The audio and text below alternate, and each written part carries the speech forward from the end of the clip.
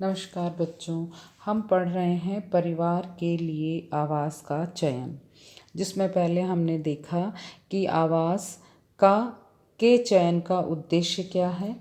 और इससे पहले और हमने देखा कि परिवार के लिए जब भी हम आवास को चयनित करें तो किन बातों का हम ध्यान रखें या किन चीज़ों का हम ध्यान रखें। फिर हमने देखा था कि जो आवास है वो हमें 3 प्रकार से प्राप्त होता है। सबसे पहले है निजी निर्मित आवास, दूसरा है किराए का आवास और तीसरा है बना बनाया खरीदा हुआ आवास। अब सबसे पहले निजी निर्मित आवास। निजी निर्मित आवास वह आवास व्यवस्था है जो मनवांछित जगह चुनकर मनोनुकूल नक्शे के मदद से बनाया गया हो, जिसकी साज सज्जा उपकरण युक्तता सभी अपनी अनुकूल कराई गई हो, उसको निजी मकान कहा जाता है। अब ये जो निजी मकान है इसके कौन कौन से लाभ हैं। सबसे पहले है आर्थिक सुरक्षा। जो आर्थिक सुरक्षा है वो निजी आवास स्थायी संबंधी है। इसके होने से परिवार की आर्थिक सुरक्षा की संभावना में वृद्धि होती है और व्यक्ति अपने आप को आर्थिक रूप से सुरक्षित महसूस करता है, क्योंकि जिस भी किसी व्यक्ति के पास अपना निजी निर्मित मकान है उसके पास वो एक अचल संपत्ति होती है, जो कि उसके किसी भी आर्थिक बोझ से संबंधित कोई भी समस्या अगर आती है तो वह उसको बेचकर या उसको गिरवी रखकर पैसों का या आर्थिक मुद्रा का व्यवस्था करके अपनी समस्या को दूर कर सकता है। दूसरा है धन की बचत। निजी मकान होने से किराए की बचत होती है और जो है वो 10 से 25% तक की बचत होती है किराए से हमारी। ऐसे में जो बची हुई आय है उसका हम किसी अन्य आवश्यकता में उसका खर्च कर सकते हैं। फिर है अधिकतम सुविधा। निजी मकान जो होता है वो पारिवारिक आवश्यकताओं के अनुरूप बनाया जाता है। इसका संपूर्ण आयोजन परिवार के सदस्यों को ध्यान में रखकर किया जाता है।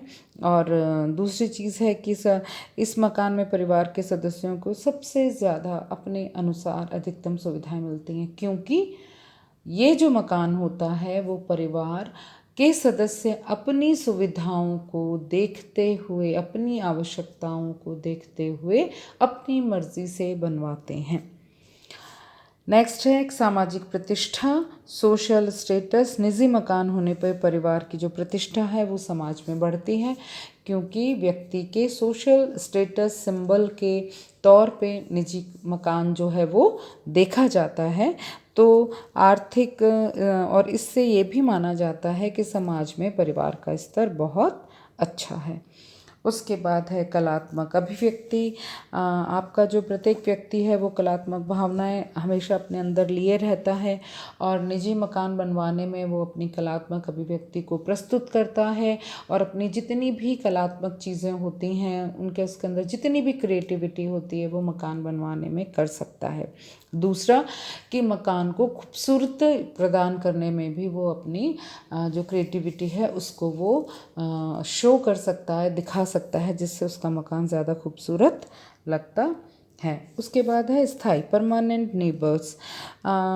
जो निजी मकान होता है, सामाजिक संबंध जो हैं व्यक्ति के बहुत अच्छे बन जाते हैं और जिसकी वजह से सालों साल वर्षों तक एक ही पड़ोस में रहते हुए जो पड़ोसी लोग हैं या नेबर्स हैं उनके संग एक पारिवारिक संबंध बन जाता है और ऐसे में घर की सुरक्षा और सुविधा के लिए हमारा एक पॉजिटिव एस्पेक्ट्स कहलाता है।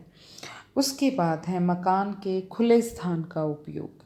आपने देखा होगा कि जो भी मकान हमारा होता है उस मकान को जो हमारा निजी मकान है अगर उसके अंदर जगह खुली हुई है तो उसको हम अपने मन चाहे तरीके से, मनवांछित तरीके से उस खुले स्थान को इस्तेमाल कर सकते हैं।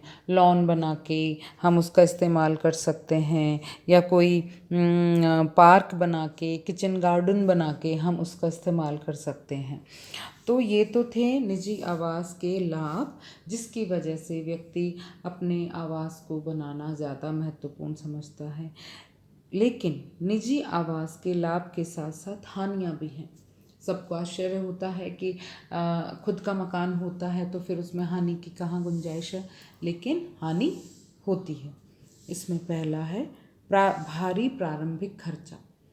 शुरुआत में जब मकान हम बनाना शुरू करते हैं तब हमारे ऊपर आरंभिक या प्रारंभिक व्यय हो जाता है, और जिसकी वजह से हम आर्थिक संकट में आने की संभावनाएं रहते हैं, क्योंकि निजी मकान बनाने के लिए एकदम से एक मुश्त पैसों की आवश्यकता होती है।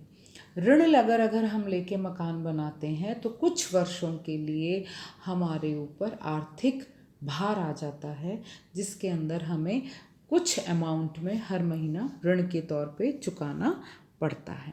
उसके बाद है रख रखाव में अतिरिक्त खर्चा, एडिशनल एक्सपेंसेस इन मेंटेनेंस।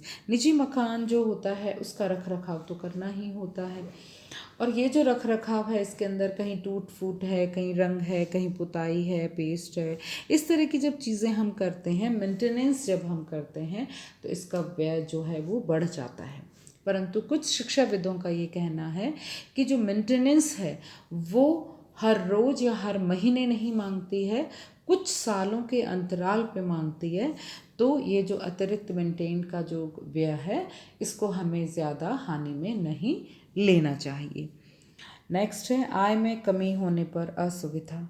कई बार ऐसा होता है कि व्यवसाय या बिजनेस के अंदर अगर आय अनिश्चित रहती है और आय जो है वो अचानक से कम हो जाती है तो हमें हमारे घर के रख रखाव को ठीक करना बड़ा मुश्किल होता है, और ऐसे में सेवानिवृत्ति मकान जो होता है वो किसी भी कर्मचारी को किसी भी निजी मकान में रहना आर्थिक दृष्टि से हानिकारक हो सकता है। इस हानि को पूरा करने के लिए कई बार जो परिवार है वो अपने उस मकान को किराए पे भी दे देते हैं। तो इसके लिए भी शिक्षाविदों ने ये कहा है कि ये भी एक हानि का रूप नहीं है कि आय में कमी होने पे असुविधा, बल्कि आय में अगर कमी हो रही है तो हमारा अपना निजी मकान आय अर्निंग करने का एक स्रोत बन जाता है।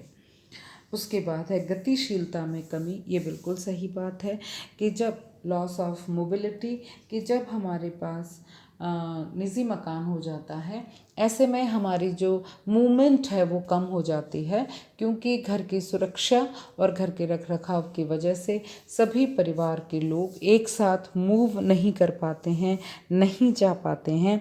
ऐसे में जो घर के जो मोबिलिटी है वो कम हो जाती है। अगली बार बच्चों हम पढ़ेंगे किराए का मकान।